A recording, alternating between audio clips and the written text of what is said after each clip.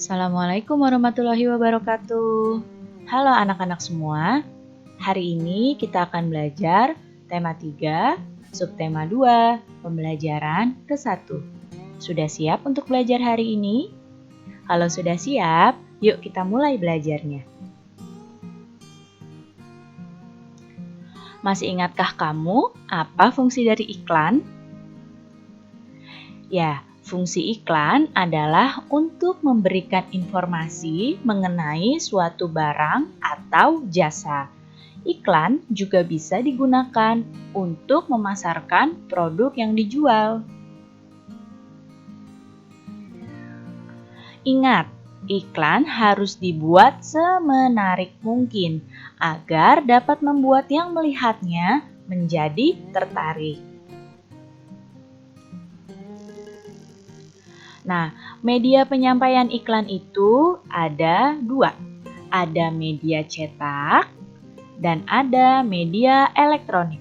Kemarin kita sudah mempelajari penyampaian iklan melalui media cetak, ya. Sekarang kita akan mempelajari penyampaian iklan melalui media elektronik. Kalau media cetak itu adalah surat kabar, majalah, koran. Kalau media elektronik itu radio dan televisi. Nah, sekarang di sini ada percakapan. Diperhatikan baik-baik.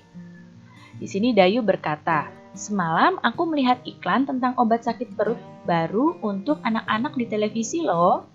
"Wah, sudah ada iklan baru lagi. Sepertinya itu produk baru ya?" Kemudian Dayu menjawab, "Betul. Iklan itu menarik karena iklannya dibuat seperti film." Lalu Lani menanggapi, "Ternyata media iklan itu bermacam-macam ya. Kalau kamu suka iklan di media cetak seperti koran atau majalah, atau iklan di media elektronik?" Kemudian Udin menjawab, "Kalau aku lebih suka media elektronik karena gambarnya dapat bergerak dan ada suaranya, jadi lebih seru." Lani menjawab lagi, "Kalau aku suka kedua-duanya, sekalipun iklan di media elektronik memang terdengar lebih seru, tapi iklan di media cetak juga banyak yang bagus. Gambar-gambar yang dipergunakan memiliki warna yang cerah dan kalimat iklannya juga bagus-bagus." Jadi, anak-anak di sini sedang membahas iklan yang baru saja muncul di televisi. Ada iklan elektronik dan mereka membandingkan dengan iklan pada media cetak. Sekarang kita akan cari tahu apa perbedaan dari iklan pada media cetak dengan media elektronik. Kalau iklan pada media cetak itu menggunakan gambar ya utamanya. Nah, gambarnya pada iklan media cetak itu bervariasi dan biasanya menggunakan warna-warna yang cerah supaya yang melihat tertarik. Kemudian pada media cetak itu menggunakan kalimat-kalimat iklan yang menarik.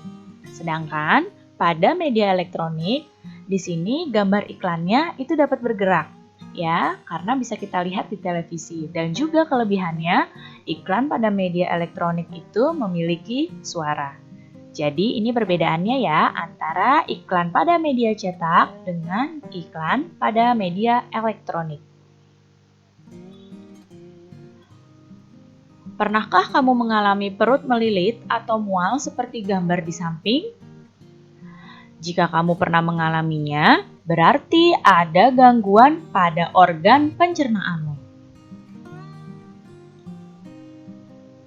Gangguan pada organ pencernaan umumnya berhubungan dengan makanan yang kita makan dan juga cara makan yang tidak sehat. Apa saja gangguan pada organ pencernaan? Kita hanya akan membahas beberapa. Yang pertama, ini gangguan pada organ pencernaan itu ada MAH, kemudian ada appendicitis, ada sembelit, ada juga tifus. Jadi, ini adalah gangguan pada organ pencernaan. Ya, kita akan membahas beberapa saja. Yang pertama adalah MAH. Nah, lihat di sini gambarnya. MAH adalah penyakit nyeri yang berasal dari lambung. Penyebab MAH adalah pola makan tidak teratur, luka pada lapisan lambung, infeksi bakteri, dan juga stres. Kemudian gejalanya adalah perut rasa perih, mual, dan kembung. Nah, cara mengatasi MAH yaitu dilakukan dengan minum obat sesuai dengan resep dokter dan makan secara teratur. Lihat di sini pada gambar yang sebelah kiri ini adalah lambung yang sehat. Ya, sedangkan yang sebelah kanan, lihat panahnya, ini adalah lambung yang terkena MAH. Tampak di sini lambungnya seperti ada luka-lukanya. Nah, ini ada luka-luka pada lambung ini yang membuat kita terasa sakit dan perih perutnya. Ya, kalau lambung yang normal ini seperti ini.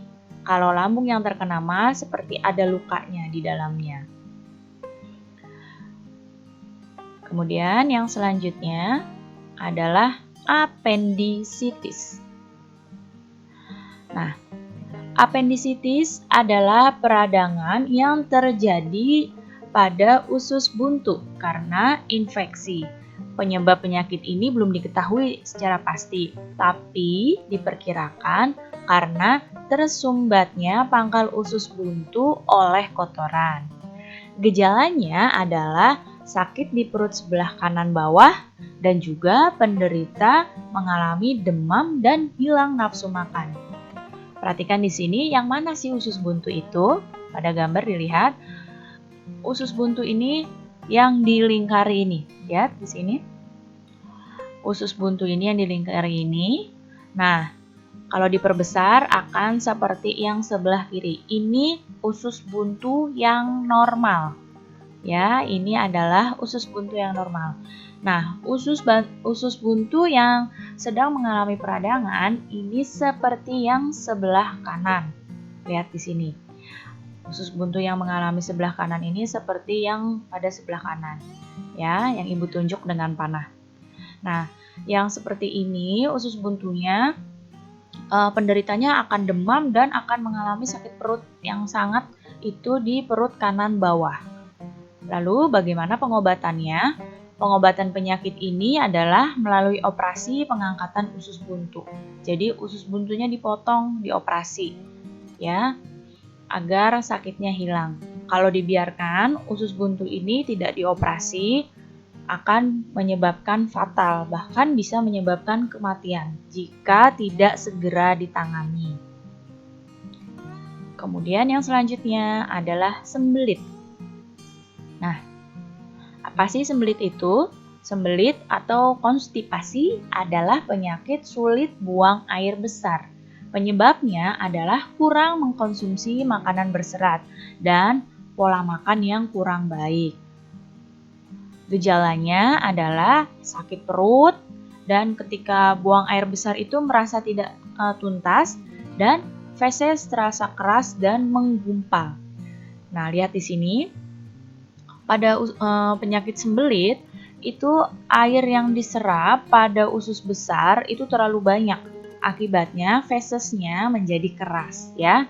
Kenapa bisa begini? Karena kurang makan makanan berserat seperti buah dan sayur. Nah, bagaimana pengobatannya? Pengobatan penyakit sembelit ini hanya dengan mengubah pola makan.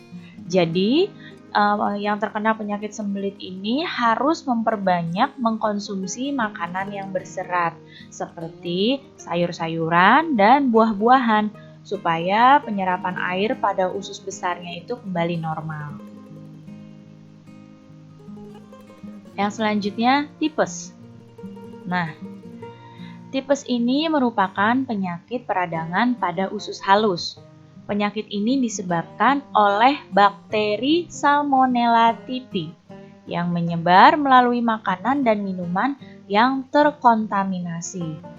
Biasanya Salmonella typhi ini ada pada makanan dan minuman yang kurang bersih. Nah, gejala orang yang terkena tipes adalah demam tinggi, suhu tubuhnya tuh tinggi, badannya menggigil, kemudian dia lemah dan disertai mual serta sakit kepala. Lihat pada gambar, ini adalah bakteri Salmonella typhi yang berwarna merah ini. Lihat ya. Nah, bakteri ini kalau sudah masuk ke usus halus dan ini bisa menyebabkan penyakit tipes. Ini seperti ini bakterinya. Pengobatannya adalah dengan mengkonsumsi obat dari dokter dan menjaga kebersihan makanan dan minuman yang dikonsumsi.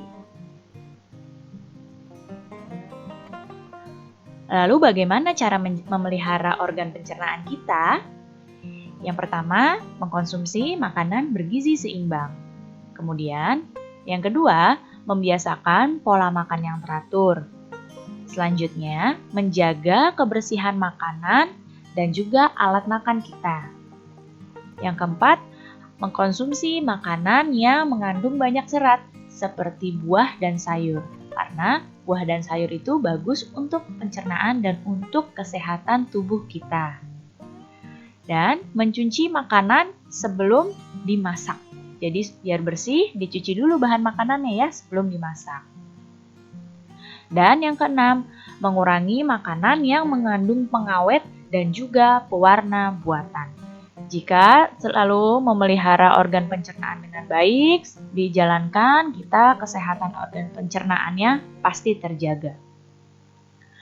Baik anak-anak, cukup sekian ya penjelasan Ibu kali ini. Mudah-mudahan kalian dapat paham dan mengerti. Terima kasih anak-anak semua, sampai jumpa lagi. Wassalamualaikum warahmatullahi wabarakatuh.